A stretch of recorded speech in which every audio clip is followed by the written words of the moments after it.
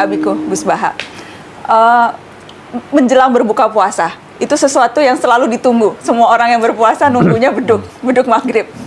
Ada tidak sesuatu selain tentunya berdoa, kemudian juga sunatnya makan korma dan sebagainya, tapi apa yang bisa kita lakukan pada saat menjelang dan pada saat berbuka puasa yang bisa memaksimalkan ibadah kita dan menambah pahala kita?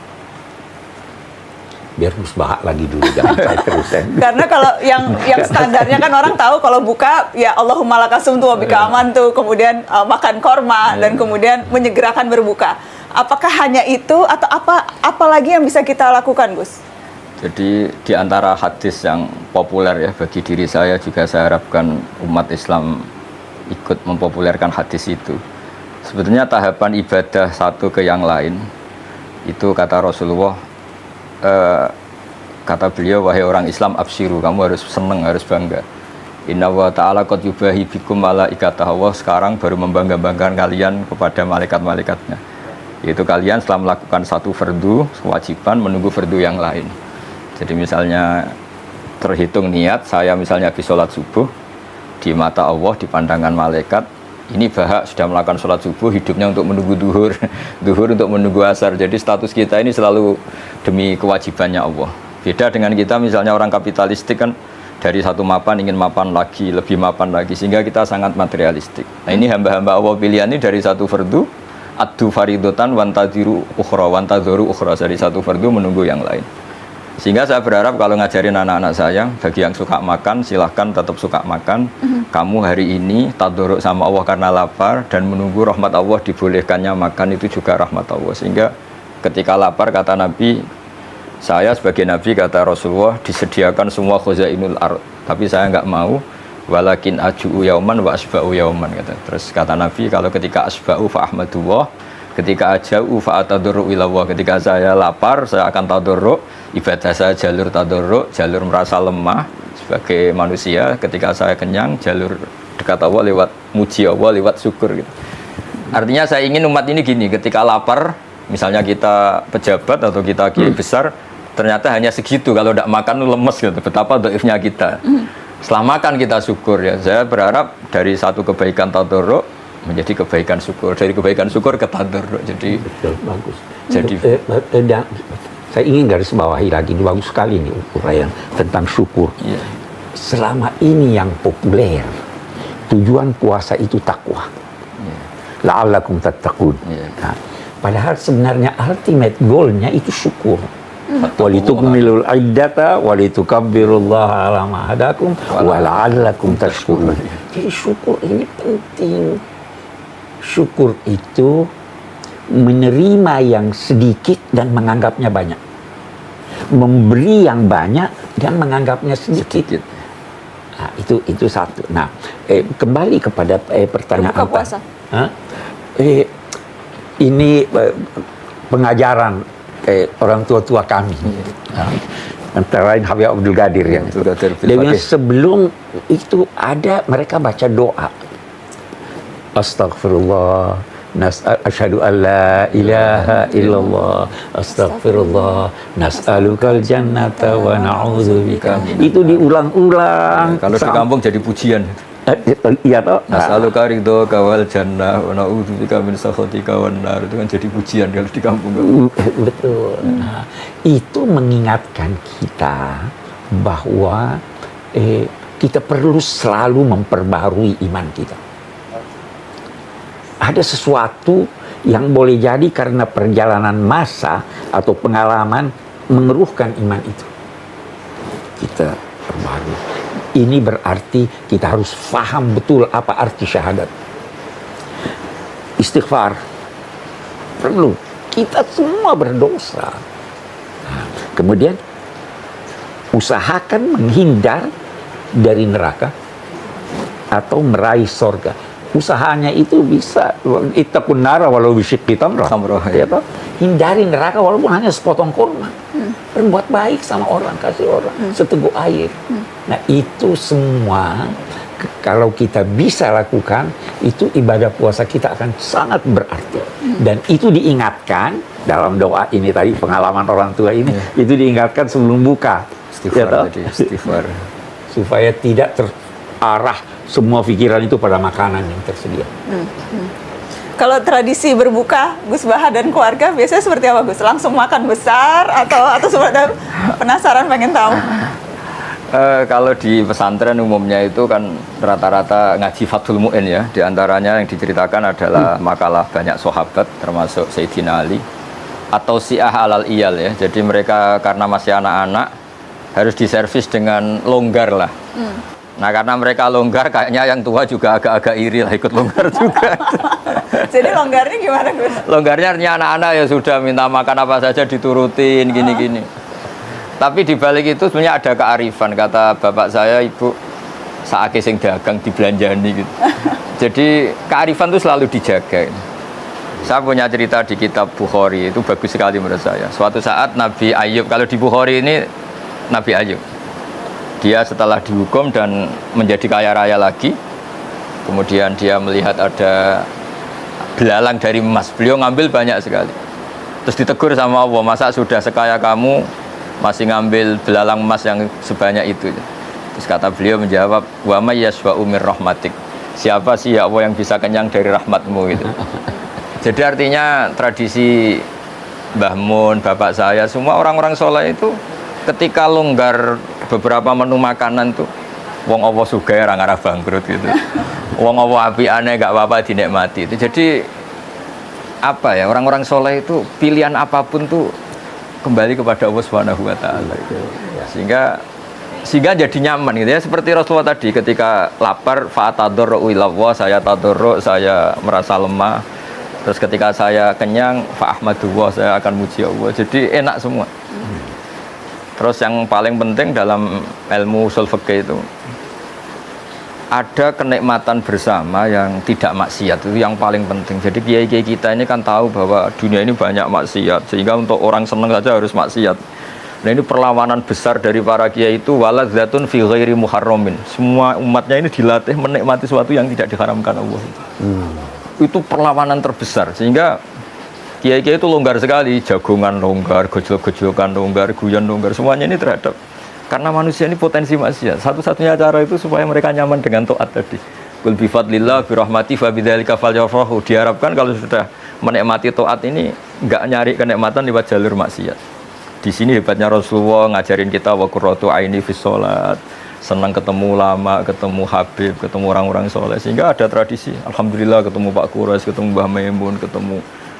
Ketika orang lain mungkin masih senangnya kalau ketemu hal-hal yang dilarang Allah. Jadi ketika longgar itu filosofinya guru-guru kita, orang tua kita seperti itu.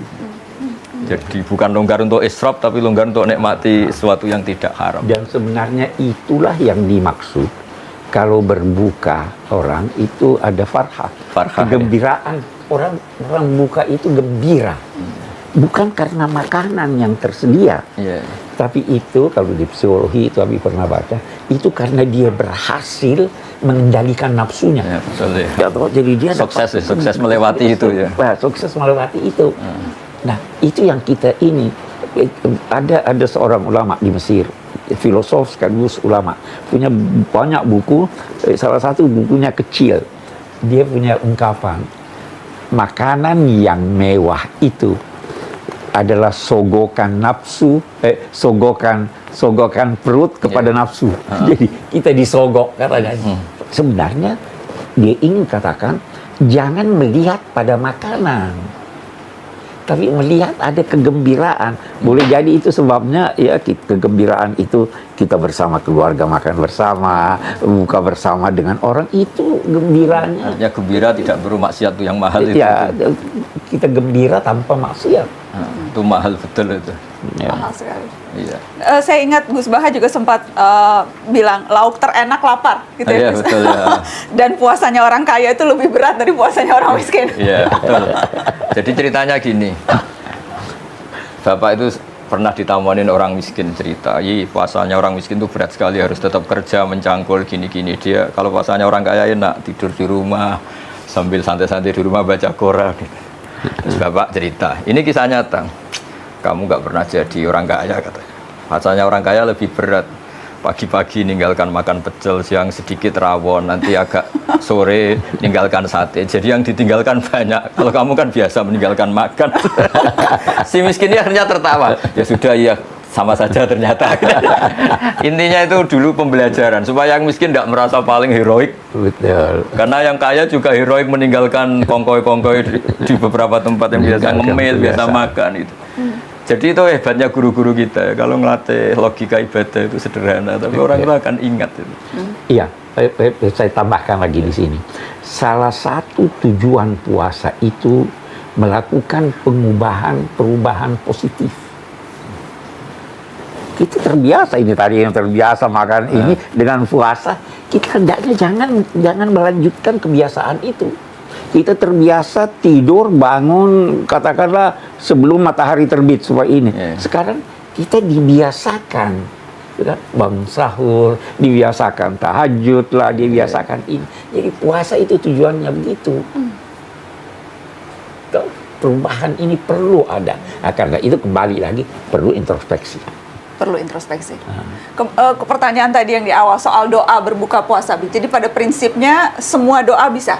Iya, semua doa bisa. Ada yang diajarkan Nabi atau amalan Nabi yang bisa kita tiru? Itu tergantung dari riwayat-riwayat.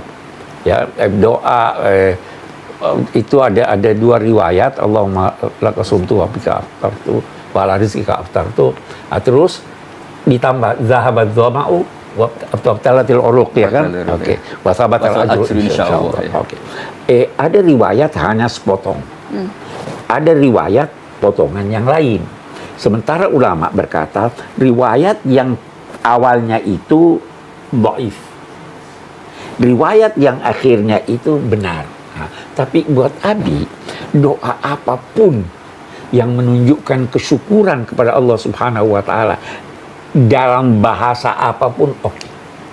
Tapi kalau ini kita sudah hafal, kita sudah tahu, kita tinggal hayati maknanya. Hayati maknanya. Ya kan? Allahumma laka sumtu, ya Allah, karena engkau aku berpuasa. Wa bika amantu, saya percaya padamu. Wa ala rizqika aftartu, ini rezekimu, ini yang saya peroleh, yang saya makan, yang saya nikmati ini bersumber darimu. Tanamkan aja makna-makna itu.